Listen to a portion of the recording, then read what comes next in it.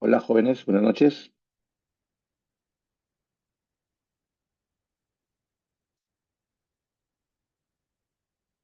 Buenas noches, ¿se escucha? Bueno, sí, Sí se escucha, profesor. Buenas noches. Sí, doctor, sí se le Sí, escucha. profesor.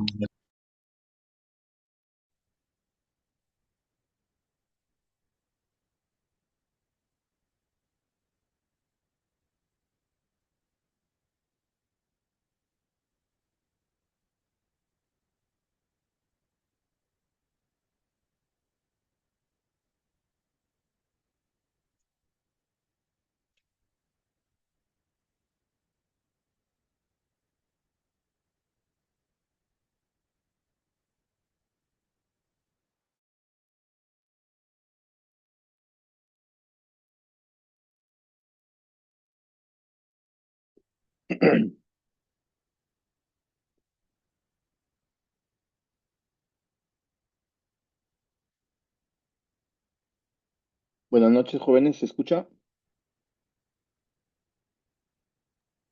Sí se escucha. Se escucha, ok. Muchas gracias.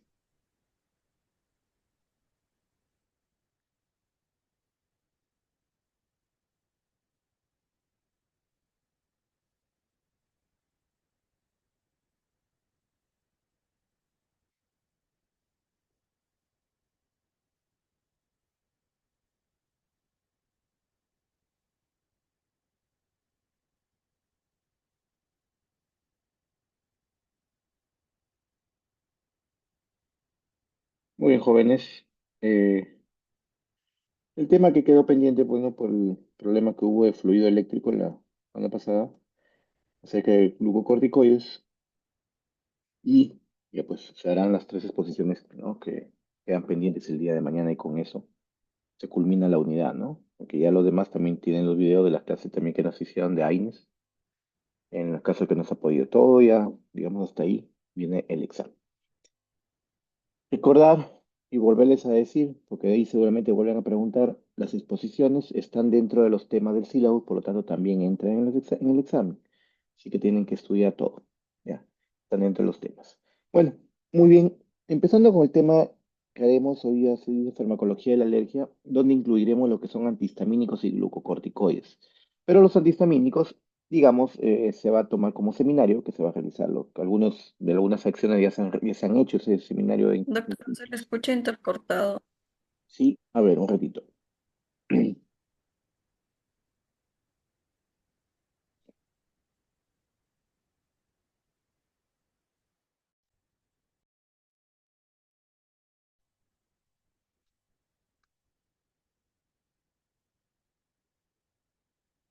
Muy bien, ¿ahora se escucha? Sí, ahora sí. Ok. Como le estaba mencionando, el tema que vamos a optar hoy día es lo que es glucocorticoides, ya que la parte de la farmacología de la alergia que corresponde a antihistamínicos es el seminario que se va a tomar el día de mañana, las secciones que faltan, y las otras secciones pues ya los han venido realizando, ¿no? El examen va a venir incluyéndolos con los seminarios también, hasta lo que es antiepiléptico. Y ya se ha quedado también con lo de EVAS. Bueno, entonces empezaremos con el tema de los córticos. Para empezar, como yo siempre les digo, la fisiología, la histología, fisiología, el curso de estructura y función, lo tenemos que volver a tocar en algunos puntos, ¿no? Por ejemplo, esta imagen, ¿no? Que vemos aquí nos corresponde a lo que es la glándula suprarrenal. Se va a dividir en dos partes, y eso también ustedes ya lo saben, ¿no? Que es la parte externa, que es la corteza, y la parte interna, que es la médula suprarrenal. Y la corteza se va a subdividir en tres partes, ¿no? En tres zonas. Zona más externa, que es la zona glomerular, y eso también tienen que saber ustedes. Simplemente estoy hablando ahorita como recordar, y estoy aquí a ustedes tienen que saber, ¿ya? Tenemos la zona glomerular, donde se van a producir lo que son los mineralocorticoides, la zona fascicular donde se van a producir glucocorticoides y la zona reticular que se va a producir lo que son andrógenos. esteroides sexuales masculinos como la androstenediona.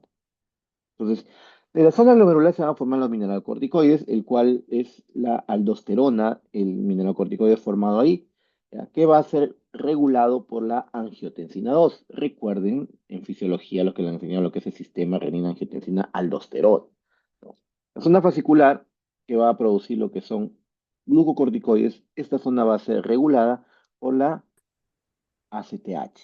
Se puede hacer cortisol, corticosterona, la, este, la cortisona, ¿ya? Controlado por la ACTH, que es la adrenocorticotropa que se produce en la lóbulo anterior de la hipófisis o adenohipófisis. Y la zona reticular que va a producir esteroides sexuales, la androstenediona, que también es regulada por la ACTH. Ya, eso tienen que saber, eso ya lo saben, ya está por demás, eso ya lo saben. Entonces, y la zona, pues, la médula espinal, la médula, perdón, suprarrenal que va a producir catecolaminas, y eso ya lo hemos estudiado la semana pasada, ¿no? Entonces, ¿qué tenemos aquí? Como ustedes pueden ver, la regulación de la secreción de glucocorticoides. Esto de aquí, como le dije, los glucocorticoides, ¿quién lo va a regular? Lo que es la ACTH. Entonces, aquí tenemos un esquema. Si ustedes ven aquí, esta imagen de acá es una hipófisis y la parte superior del hipotálamo. Este hipotálamo que va a producir lo que es la hormona liberadora de corticotropina, que es la CRH, que va a estimular a la apófisis anterior a producir ACTH, la cual va a ir hacia la corteza suprarrenal a estimular la producción de corticoides, de glucocorticoides. Ese es el cortisol, el principal glucocorticoide formado en la zona fascicular. Eso tienen que saberlo, ya. Es algo que ya lo saben, porque viene desde que han llevado fisiología, ¿no? Fisiología de sistema endocrinal. Entonces, este mismo cortisol actúa como un tipo feedback negativo, si un feedback negativo, cómo controlarlo la hiperproducción de estas, de los hormonas liberadoras de corticoides, ¿no? La corticotropa en ese caso. Entonces, algunos factores, recordar siempre, chicos, que los corticoides son hormonas de estrés. O sea, son hormonas catabólicas. ¿Qué quiere decir catabólica? Que son hormonas que van a destruir o van a degradar moléculas grandes con la finalidad de producir glucosa. Doctor, ¿y por qué va a producir? ¿Por qué producir? Porque al ser una hormona de estrés, cuando el cuerpo entra en un estrés físico, psicológico, una enfermedad, una infección, ojo que no crean que estrés simplemente es, uy, me estoy estresado porque me han dejado un trabajo hace 5 semanas y recién me voy a poner a hacerlo hoy día, que lo tengo que presentar mañana, y estoy muy estresado, la carrera me estresa, ¿no? Tienen 4 semanas, pero no lo hacen al final. Se estresan por eso, porque si ustedes distribuyeran bien su tiempo, no tendrían por qué estar estresados.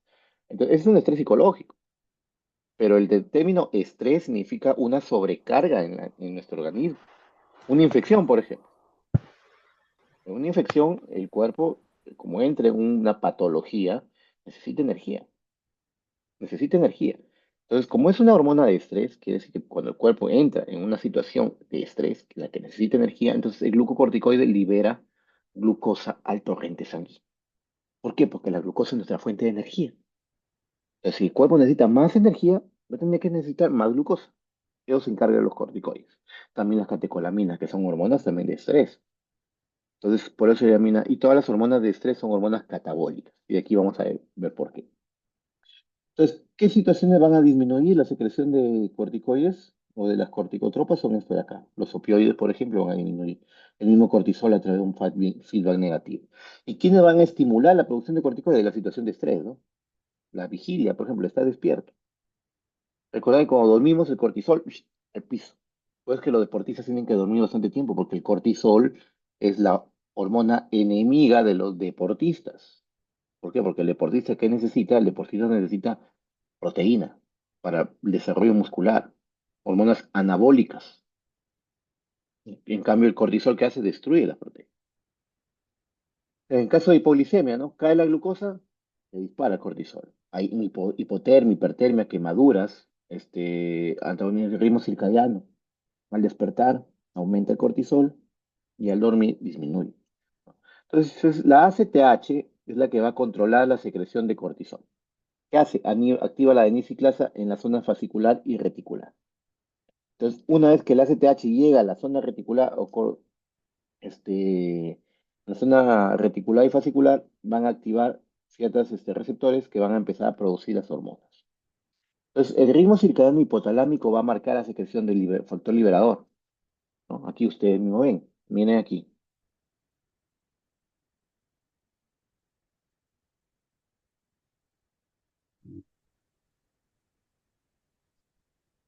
Entonces, miren aquí abajo, si ustedes se dan cuenta,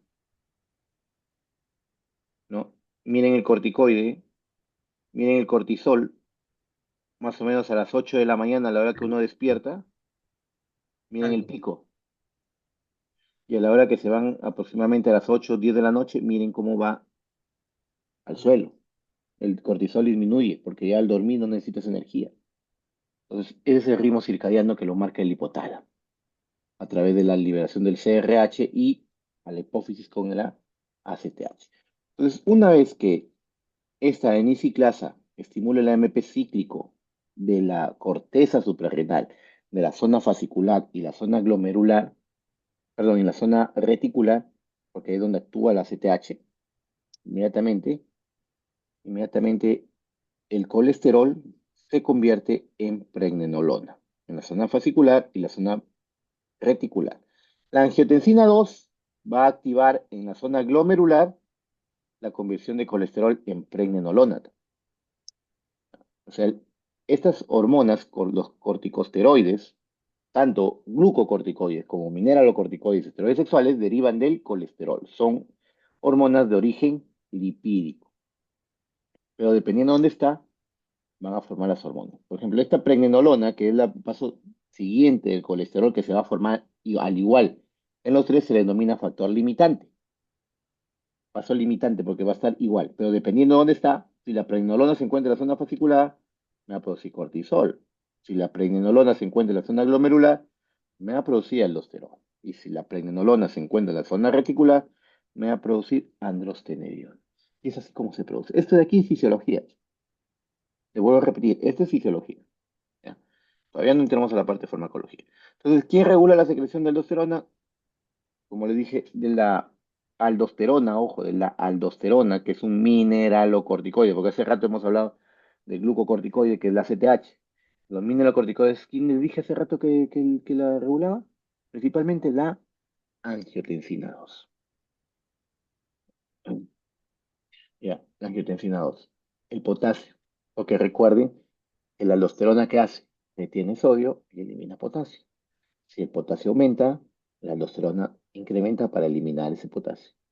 Si aumenta la angiotensina 2 por una hipovolemia, el sistema renina-angiotensina-aldosterona incrementa la aldosterona. Eso también es cosa que ya tienen que saber. ¿Quién disminuye su secreción? El incremento de sodio, ¿no? Porque recuerden que la aldosterona retiene sodio. Y si hay mucho sodio en la sangre, eso tiene que hacer disminuir la secreción de aldosterona. El aumento del péptido natriurético auricular, que es una hormona que se produce el corazón, también disminuye la secreción de aldosterona. La ACTH tiene poca actividad, como ya mencioné, ¿no? O casi nula. Miren, aquí ese esquema es el sistema renina-angiotensina-aldosterona, que eso ya lo vamos a, digamos, a estudiar la próxima semana cuando hablemos de farmacología de la hipertensión arterial. Entonces, ¿cómo actúan los corticoides o el cortisol? Todos los corticoides, ¿cómo actúan? Su acción de los corticoides, como ustedes ya lo han estudiado las primeras semanas acerca de la farmacodinámica y los receptores, sus receptores de los corticoides son intracelulares. ¿Por qué? Porque los corticoides, como ya, ya se les he explicado, son de origen lipídico, ¿no? Derivan del colesterol. Entonces, fácilmente atraviesan la membrana, ¿no? ¿Qué sucede? Miren el corticoide. El corticoide está transportado, ese cuadradito negro con una S significa esteroide. Y ese cuadrado grande que dice CBG es la proteína transportadora de los corticoides.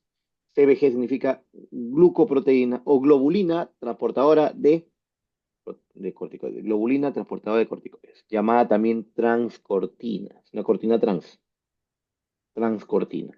Una vez que llega a la célula donde va a actuar, porque los corticoides tienen acción génica, quiere decir que van a actuar en los genes. Entonces, su actividad es lenta, no es tan rápida como algunos los demás fármacos que actúan en los receptores de membrana. Entonces, el corticoide, como ven ahí, se une, perdón, se desprende de su proteína transportadora e ingresa a la célula. Ustedes están viendo, ahí están viendo, ¿no? Ingresa a la célula. Una vez que está en la célula, se une a su receptor. Miren, este GR que está así ovalado, se convierte en un hexágono para unirse al corticoide. Por eso que dice, todavía actúan a través de sus receptores que están inactivos y los activan. Y una vez que están unidos, ese complejo corticoide receptor inmediatamente ingresa al núcleo. Se mete al núcleo. ¿Y qué hace el núcleo? Ahí como lo ven, hay un cromosoma. Se unen en los extremos del cromosoma y activa algunos genes, interactúa con algunos genes, inhibiendo o aumentando la transcripción y transducción proteica. Entonces, los efectos glucocorticoides son ejercidos por un incremento o disminución de la síntesis proteica. Entonces, la síntesis proteica, recuerden que las enzimas son proteínas, van a alterar la función celular. Y así actúan los corticoides. Por eso su acción es lenta. ¿Ya? Pero así actúan, ¿ya? Para que sepan y tengan una idea. Pero ahorita ya estamos hablando de lo que es farmacología, ¿no? A nivel de los receptores. Entonces, los efectos farmacológicos de los corticoides van a estar relacionados con el metabolismo de de los carbohidratos, el metabolismo de las proteínas y el metabolismo de las grasas o los lípidos. Aparte de su acción antiinflamatoria que presentan los corticoides, ¿no? Entonces, los mineralocorticoides, su efecto va a ser reteniendo sodio, pues, ¿no? Ya ¿por qué? Porque es un mineralocorticoide. Retiene sodio y elimina potasio. ¿En dónde actúa? En el túbulo colector.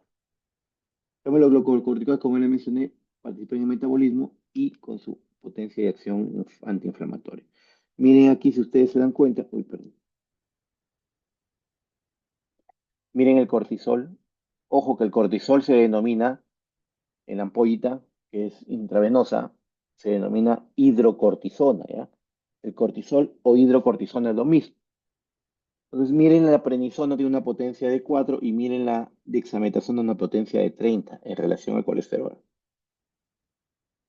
Su acción mineralocorticoide, o sea, de retención de sodio y agua, es casi nula de todas, excepto de la fludrocortisona, que tiene una acción mineralocorticoide bastante alta, que puede servir para reemplazar a la aldosterona si es que hay una insuficiencia suprarrenal completa. Ahí están las equivalencias, como les dije. ¿Qué son los fármacos más utilizados que ustedes van a utilizar en su poste, en su centro de salud? Es la prednisona y la dexametasona. A veces la betametasona llega en crema. Los más utilizan este, prednisona y dexametasona. Hay que tener cuidado, chicos. Ustedes mismos se ven, miren su tiempo, miren su potencia. Más adelante vamos a hacer un cuadro sobre su tiempo de vida medio. Hay que tener precaución. Ya, no es cuestión de usar los corticoides como si fueran vitaminas, ¿no?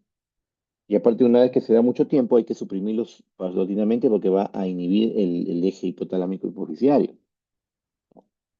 Entonces, como ustedes mismos ven, actúa en el metabolismo. ¿Qué hace con la proteína? Ya dije, ¿cuál es la finalidad del corticoide? Ya le dije, digamos, es una hormona catabólica. ¿Y cuál es la finalidad? De aumentar los niveles de glucosa, o sea, de producir hiperglicemia. ¿Con qué finalidad? De que el organismo lo coja como sustrato, en caso que requiera mayor energía. Eso es lo que hace. Pero entonces, si una vez en nuestro hígado, ¿qué tenemos en el hígado? Glucógeno, ¿no? Se aumenta el nivel de cortisol y se acabó el glucógeno del hígado. ¿De dónde creen que sacan la energía? ¿De los lípidos? No, los lípidos van al final porque es más lento todavía. Se van de las proteínas. Entonces empieza a degradar proteínas. Por eso es que aumenta la proteólisis, que es destrucción de proteínas o hidrólisis de proteínas, y disminuye la formación o proteogénesis. Ojo que en el hueso también sucede lo mismo. El exceso de corticoides produce osteoporosis porque degrada las proteínas óseas. ¿Qué pasa en el hígado? Como le dije, si cogen a los las proteínas o los aminoácidos para producir glucosa, ¿cómo se llama ese proceso? Gluconeogénesis. O sea, aumenta la gluconeogénesis. No se olviden eso nunca. Aumenta la gluconeogénesis. Y aumenta la glucogenólisis. Por eso que le digo. ¿Qué es lo primero que hace? ¿De dónde creen que el organismo coge la glucosa? De glucógeno, pues el hígado. De glucógeno. Entonces, si hay aumento de los corticoides, van a necesitar más glucosa. Lo primero que hace del hígado.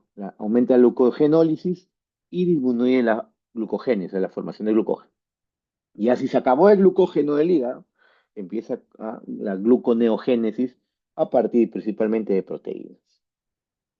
También aumenta la lipólisis y la beta oxidación en los lípidos y aumenta la formación de lípidos a nivel central. Recuerden que un paciente que tiene exceso de corticoides, el síndrome de Cushing, tiene la cara redonda, la panza enorme y los brazos y piernas son delgaditas. ¿Por qué? Porque qué es lo que hace el corticoide? Aumenta la lipogénesis central y disminuye no, produce lipólisis periférica. Produce lipólisis periférica. Entonces, por eso que son de brazos y piernas delgaditas. Entonces, ¿eso a qué conlleva? Aumento de la glucosa, produciendo una hiperglicemia llamada diabetes metacorticoidea, que no es por disfunción del páncreas, esta diabetes, sino por exceso de glucosa producida por los corticoides. Muy bien, sobre el equilibrio hidroelectrolítico es efecto de los mineralocorticoides. Ya saben, ¿qué hace la aldosterona? Retiene sodio y agua y elimina potasio con hidrogeniones. ¿Ya? Entonces, si hay un aumento hay un aumento de la aldosterona, va a haber mayor retención de sodio y pérdida de potasio e hidrogeniones. Entonces, si pierde potasio, va a producir una hipocalemia y si pierde hidrogeniones, va a producir una alcalosis, producir una alcalosis metabólica. Entonces, ahí está lo que les he mencionado, ¿no? Lo mismo con el gasto cardíaco va a aumentar, porque va a aumentar el volumen sanguíneo, ya que tiende corticoides a retener sodio con agua, ¿no? Los mineralocorticoides me refiero, ¿no? Tienen sodio con agua. Sobre el aparato cardiovascular es actividad mineralocorticoidea. Si el mineralocorticoide retiene sodio y agua, ¿qué va a pasar con el corazón? Se va a recargar, porque van a aumentar las presiones. Entonces, si es que el corazón está fallando, puede descompensar una insuficiencia cardíaca, ¿no? Retención hídrica, como ya les dije, ¿no? Porque retiene sodio con agua. También, en forma secundaria, aumenta la acción de las catecolaminas periféricas, que también es catabólico.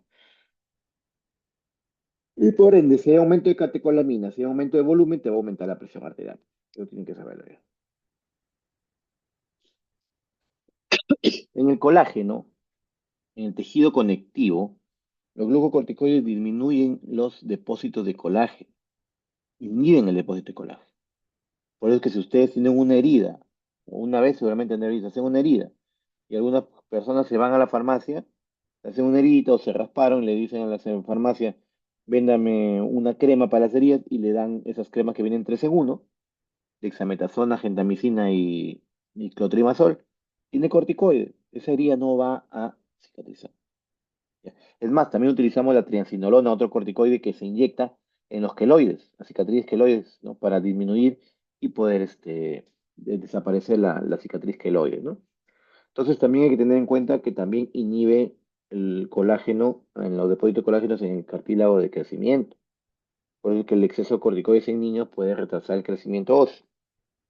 En el sistema nervioso central no son muy bien conocidos la acción, pero se han encontrado casos de psicosis y estimulación o agitación psicomotriz. Hay que tener cuidado con eso. Los que ustedes pueden ver acá sobre el sistema endocrinológico, como ya les mencioné, retrasa el crecimiento de niños. ¿Por qué? Porque inhibe los cartílagos de crecimiento. Inhibe la liberación de algunas otras hormonas, como lo que son las TSH o la estimulante de tiroides, las gonadotropinas, FSH y LH. Hay que tener precaución. Y también reducen la formación de T3 a T4. O sea, secundariamente, los corticoides, el exceso de corticoides, puede producir hipotiroidismo, como ven aquí, ¿no? Pero el sistema musculoesquelético, ya le dije, disminuye la masa ósea, produce lo que es sarcopenia. La sarcopenia, la sarcopenia es sinónimo de decir pérdida masa, así como osteopenia es pérdida de la masa ósea, eh, sarcopenia es disminución de la masa muscular. Y eso te lleva pues a una enfermedad llamada miopatía esteroidea. Una miopatía, una patología muscular secundaria a los corticoides. También aumenta la actividad osteoclástica y disminuye la actividad osteoblástica. Entonces, ¿qué quiere decir? Que va a aumentar la destrucción del hueso y va a disminuir la formación de hueso. Y eso que produce osteoporosis, ¿no? El hematopoiesis tiene algo característico. Aumenta la formación de glóbulos rojos y plaquetas, pero disminuye la formación de glóbulos blancos. Recuerda que los corticoides son inmunosupresores, o den dosis altas o prolongadas. Sobre todo en el sistema como antiinmune, ¿ya? Con un fármaco que va a disminuir la inmunidad, su acción va a ser principalmente en la inmunidad celular, es decir, linfocitos T, más que en la inmunidad humoral que son los linfocitos B. Aparte tiene gran actividad o potencia antiinflamatoria. ¿Ya? Mayor, de aquí les voy a decir por qué, porque su potencia antiinflamatoria es mucho mayor que la de los AINES. Linfocitopenia, como le dije, a expensa de linfocitos T, recordar que es inmunidad celular. Y los linfocitos T son celular y los linfocitos B son inmunidad humoral. La acción de los corticoides es principalmente sobre la inmunidad celular, es decir, linfocitos T. Inhiben la entrada de neutrófilos del foco inflamatorio. Bloquean la liberación de enzimas lisosómicas radicales en los neutrófilos, evitan la diferenciación de macrófagos e inhiben la producción de monocitos. Ustedes se dan cuenta, miren cómo inhiben nuestra defensa. Por eso es que los corticoides no son caramelos. Los corticoides hay que tener precaución en recetar. Este punto último es importante para los pacientes post-trasplantados. En algunos pacientes post-trasplantados se le aumenta corticoides a dosis altas al inicio para disminuir el riesgo de rechazo del órgano. Y miren, pues no, reducen el recuento de eosinófilos y basófilos, inhiben la liberación de histamina, inhiben la degranulación de mastocitos. Por eso es que los corticoides forman parte, digamos, del tratamiento contra una reacción anafiláctica. Y lo vamos a hablar de eso después cuando expongan sobre la farmacología de los antihistamínicos. El efecto antiinflamatorio, ¿no? ¿Cómo actúan disminuyendo la inflamación? Si ustedes ven la fosfolípido de membrana, por acción de la fosfolipasa 2 se convierte en ácido araquidónico. Y este ácido araquidónico coge dos vías. La lipoxigenasa, que es una vía lenta para una respuesta inflamatoria tardía, y la ciclooxigenasa, que es una afección, es una vía rápida, ¿ya? La vía ciclooxigenasa. Entonces, la lipoxigenasa va a formar leucotrienos. Y hemos hablado sobre los antileucotrienos cuando hemos hablado de asma bronquial.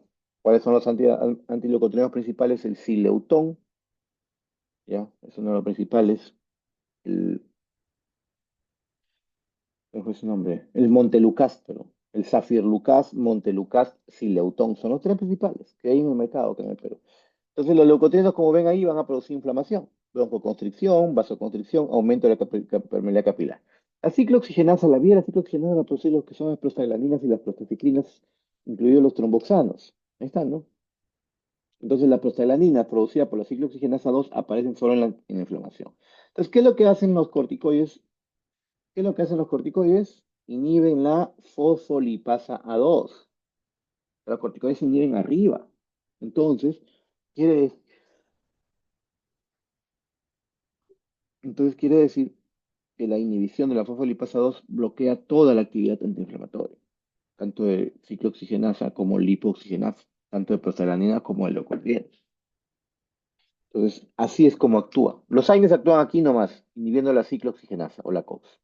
En cambio, claro, los glucocorticoides inhiben la fosfolipasa 2, más arriba todavía, como ven. Muy bien. El cortisol se absorbe bien por vía oral, viene por vía parenteral también, llamado hidrocortisona, como viene en forma de fármaco. ¿Ya? Hay preparados para todas las vías. Hay en ungüento, hay en gel, hay en pomada, crema, vía oral, etc. Hay que tener cuidado, como le dije, los corticoides. Ahí está, se unen, como le dije, a la globulina transportadora de corticoides, la CBG, llamada también transcortina. en un 75-80% de la transcortina se unen los corticoides. Hay que tener un tiempo, un punto o un concepto que esté aparte cuando hablamos de tiempo de vida media. Ustedes saben el concepto que es el tiempo de vida media, ¿no? Es el tiempo en el que el fármaco permanece en el organismo, punto de vista farmacocinético. No importa lo que esté haciendo el fármaco, pero es el 50% de lo que permanece. Entonces acá dicen, la vida media de cortisol es de unos 80, 90 minutos, porque ese es el concepto. Pero dice, pero su semivida biológica quiere decir, cuando hablamos de semivida biológica quiere decir, es todo el tiempo que el fármaco todavía sigue siendo efecto. O sea, ya dejaste de administrarle, pero todavía hay efecto. Es mucho mayor en los corticoides, ¿ah? Aquí el metabolismo es en el hígado, ¿ya? Y la excreción es renal. Miren aquí, si ustedes no se dan cuenta, miren el tiempo de vida media. Por ejemplo, la dexametasona son 300 minutos, pero eso sí, semivida biológica es hasta 54 horas. Y quiere decir que todavía sigue produciendo efecto durante todo ese tiempo. Entonces, eso hay que tener precaución. ¿Sí? Muy bien. Reacciones adversas, supresión del eje, ¿no? Cuando ya les expliqué la semana pasada en la reacciones adversas de Edward y Aronson, ¿se acuerdan? La tipo E, o retirada del fármaco. Entonces, una vez que ustedes están administrando corticoides mucho tiempo, se va a suprimir el eje. El hipotálamo y la hipófisis va a dejar de producir factor liberador y ACTH. ¿Por qué? Porque si hay tanto feedback negativo, ya hay corticoides, ¿para qué voy a producir? Entonces, si ustedes retiran los corticoides, no hay actividad del sistema hipotálamo hipofisiario adrenal y se puede producir una insuficiencia suprarrenal. Entonces, ¿qué se tiene que hacer para evitar eso? Ir disminuyendo paulatinamente el retiro del fármaco, no sacarlo de forma brusca. Síndrome de Cushing, que es el exceso de corticoides. Tenemos retención de agua y sodio por actividad mineralocorticoidea. La diabetes metacorticoidea porque hay un empeoramiento del control de la glucosa en diabéticos. Por eso es que para la glucosa, para las reacciones adversas, para el pacientes diabéticos hay que tener mucha precaución al administrar corticoides, como ya les he mencionado. La miopatía esteroidea, ¿no? Una sarcopenia debido a la aumento a la disminución de la masa muscular por pérdida proteica. Daños en los huesos, osteoporosis, fracturas. En los niños, como ya mencioné, inhibe el crecimiento del el cartílago de crecimiento, ¿no? Que se encuentra en los epífisis de los huesos. ¿Y qué va a producir? Enanismo o retraso de crecimiento. Hay que tener precaución con eso. Reacciones adversas, podemos hablar de susceptibilidad a las infecciones. Recuerden que los corticoides eh, son inmunosupresores. Entonces, un paciente que tenga una infección latente, por ejemplo, la varicela le da a los niños. Pero la varicela pertenece al grupo de los herpes virus, son neurotrópicos. Una vez que ingresa a tu organismo no se va a ir nunca más. ¿Ya? Así funcionan los herpes virus. Y la varicela es un tipo de herpes virus, que de niño te da todo el organismo y luego, pues, como si no existía, como si estuvieran sanado, pero es una infección latente. Entonces hay una inmunosupresión en el adulto, por ejemplo, sufren de diabetes, sufren de una enfermedad autoinmune, o empieza a tomar corticoides, se reactiva ese virus. Antes de llamaban varicela y luego se reactiva y le cambian de nombre cuando es el mismo virus. También como el virus del herpes zóster, y aparecen las lesiones. Entonces hay que tener precaución en el uso de corticoides en pacientes que han tenido varicela. Úlcera gastrodenal, o sea, recuerden que los AINES inhiben una parte, los corticoides inhiben más arriba, todavía. Entonces puede producir daño en la mucosa gástrica. Puede producir disminución de amenorrea, líbido, mala cicatrización de heridas, como ya les expliqué hace un momento, ¿no? Puede provocar también daño a nivel de cristalino, puede provocar, como ven, hay catarata, ¿no? Y desde el punto de vista del sistema nervioso central, puede darme nerviosismo, insomnio, distimias, depresión, euforia, etcétera.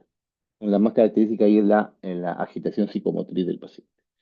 Complicaciones tromboembólicas. Recuerden que el corticoide disminuye la formación de glóbulos blancos, de leucocitos, ¿ya? Pero aumenta la producción de glóbulos rojos y plaquetas, que se llama policitemia, y puede producir complicaciones tromboembólicas. Contraindicaciones absolutas, pacientes que están con una infección micótica no tratada, ¿ya? Porque es inmunosupresor, pues. Y relativas, pues las que están con una infección bacteriana, enfermedad cardíaca congestiva, hipertensión arterial, eh, úlcera péptica, herpes, glaucoma, diabetes, etcétera. Es relativo, pues, ¿no? Usos terapéuticos son numerosos. Pacientes con insuficiencia renal aguda y crónica, es decir, que si no está funcionando hay que darle terapia de reemplazo. Hiperplasia suprarrenal congénita, en unas enfermedades alérgicas. Recuerden que el corticoide disminuye la liberación de histamina a nivel de los mastocitos, ¿no? Enfermedad del colágeno, lupus, artritis reumatoide, polimiositis, vasculitis, en la anemia hemolítica autoinmune. La anemia hemolítica autoinmune es una enfermedad, digamos, producto de la inmunidad, ¿no? La PTI, la púrpura trombocitopénica idiopática, la leucemia linfoide aguda, ¿no? Todo esto de acá son enfermedades que pueden tratarse con corticoides. En caso de enfermedades gastrointestinales inflamatorias, como la enfermedad de Crohn, la colitis ulcerativa, la hepatitis autoinmune, ahí tiene que administrarse de corticoides. En pacientes con traumatismo vertebromedular, en la que hay lesión de la médula, eso se administra, digamos, para ayudar cuando realmente cuando se tiene un daño permanente digamos, la médula no recupera sus actividades neurológicas, ¿no? Pero sirve, sí, el corticoide para disminuir la expansión inflamatoria. Asma, ¿no? El síndrome nefrótico, es importante, ¿ya? En enfermedades renales donde se utiliza los corticoides principalmente en el síndrome nefrótico. Daños en la piel, como psoriasis, pénfigo, debido a las... ¿Por qué? Porque muchas de estas enfermedades son autoinmunes también, y hay que disminuir, ¿no? Enfermedades oculares, ¿ya? O neuritis óptica, para desinflamar, porque es potente antiinflamatorio, ¿no? Muy bien, preguntas. Preguntas, chicos. Le dije que era un tema corto. Con lo de mañana, a la sección A, C y D, viene el examen. Está ahí, ¿ya? Mañana conversamos con las tres secciones que tenemos. Hay que esperar unos minutos que se descargue el video para poder pasarlo al grupo de delegados. ¿De acuerdo? Muy bien, chicos. Tengan buenas noches. A estudiar, por favor. Todavía es temprano, tienen tiempo para seguir estudiando. Tengan buenas noches. A las secciones A, C. Gracias, doctor. Ya, profesor. Hasta Hasta luego. luego. Gracias, doctor. Hasta Hasta luego. luego. Hasta Hasta luego. luego. Hasta luego.